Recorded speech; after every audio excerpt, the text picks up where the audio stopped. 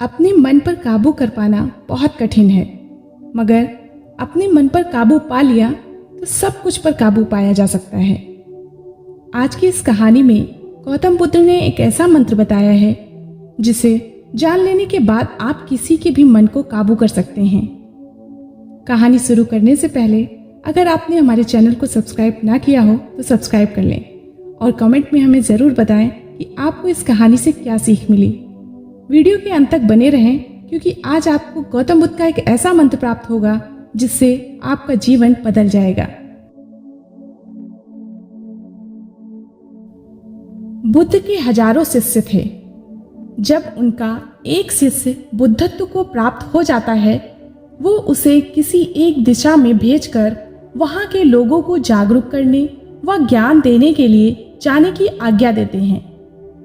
बुद्ध का एक शिष्य बुद्ध के सानिध्य में 6 वर्षों से था। वो एक दिन महात्मा बुद्ध के पास आया और बुद्ध से कहने लगा, हे महात्मन, मुझे आपके पास आए 6 साल हो गए हैं। मेरे बाद कितने शिष्य आए, उन्हें आपने इस बीच किसी एक दिशा में ज्ञान देने के लिए भेजा, लेकिन मुझे अभी तक नहीं भेजा। क्या मुझे अभी तक बुद्धत्व प्राप्त नहीं हुआ है? इस पर बुद्ध मुस्कुराए और बोले, ये तो तुम्हें खुद समझना होगा कि तुम्हें बुद्धत्व प्राप्त हुआ है या नहीं। शिष्य कहने लगा, हे महात्मन, आपने मुझे इन 6 सालों में जो भी उपदेश दिया है मुझे वो सब याद है।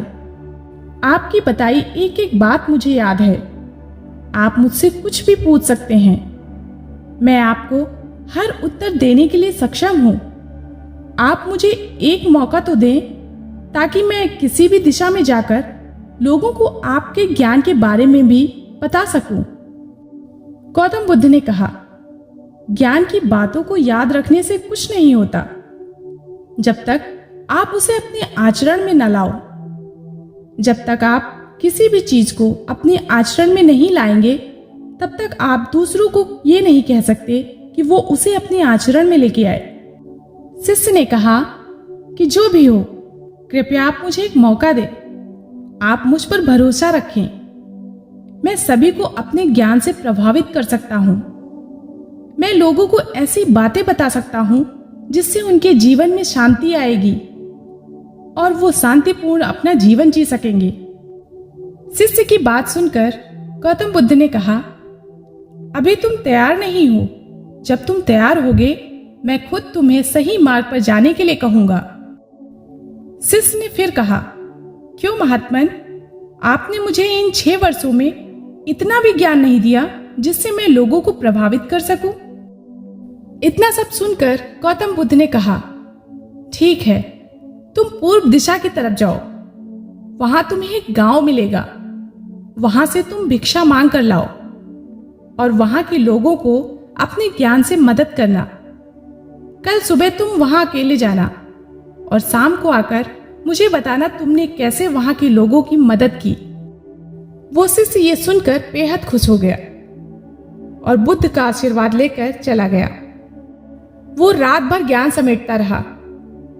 वो मन ही मन सोच रहा था कि मैं कल वहां पर ऐसा ज्ञान का छाप छोड़ूंगा कि वहां के लोगों के साथ बुद्ध भी मुझसे प्रभावित हो जाएंगे। सुबह उठकर वो गौतम बुद्ध को प्रणाम करने गया।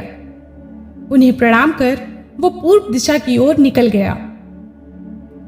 शाम को जब वो वापस आया तो बुद्ध ने देखा कि उस शिष्य के माथे पर चोट लगी है और खून बह रहा है। गौतम बुद्ध ने उसे पट्टी की और उससे पूछा, तुम्हें ये चोट कैसे लगी? इस पर शिष्य ने कहा, महात्मन, वहां के लोग बेहद ही दुष्ट हैं। उनमें जरा भी बुद्धि नहीं है।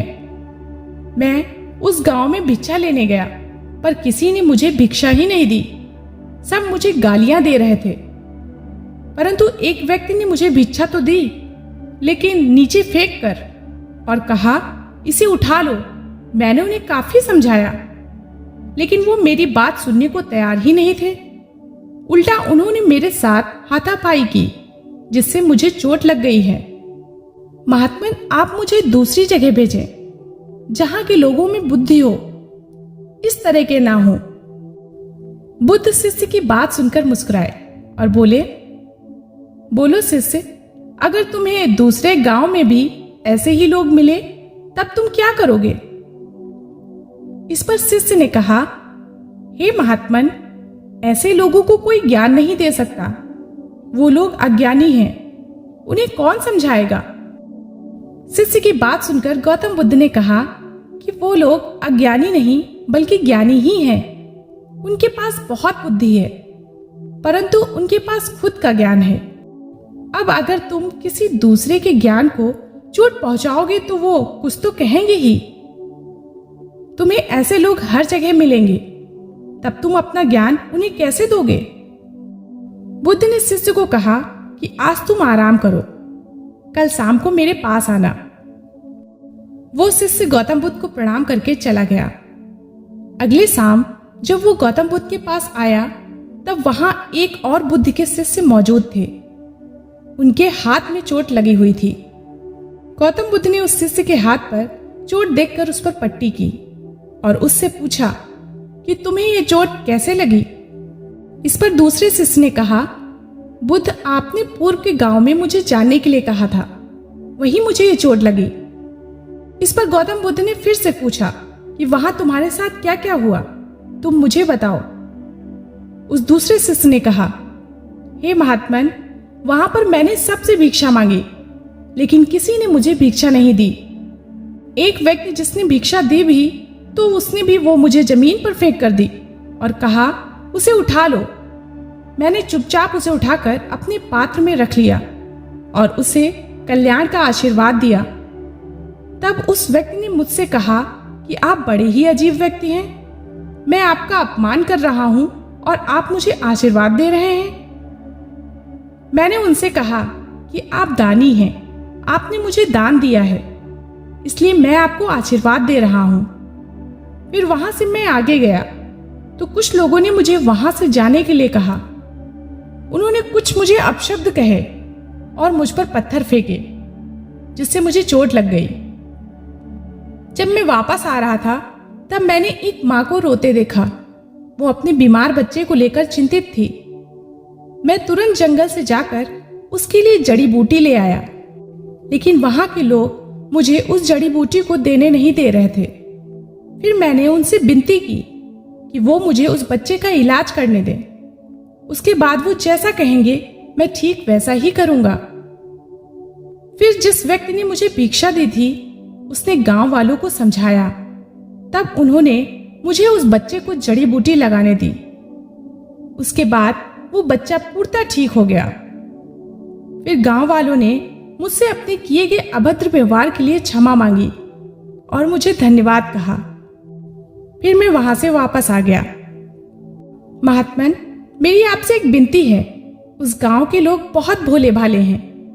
क्या मैं रोज उसी गांव में जाकर भिक्षा मांग सकता हूँ? यह सभी बात वो पहला शिष्य भी सुन रहा था। उसने ये सुनते ही बुद्ध के चरणों में गिरकर कहा, हे महात्मन, मैं समझ गया हूं कि अभी मैं उस लायक नहीं हुआ कि दूसरों को ज्ञान दे सकूं।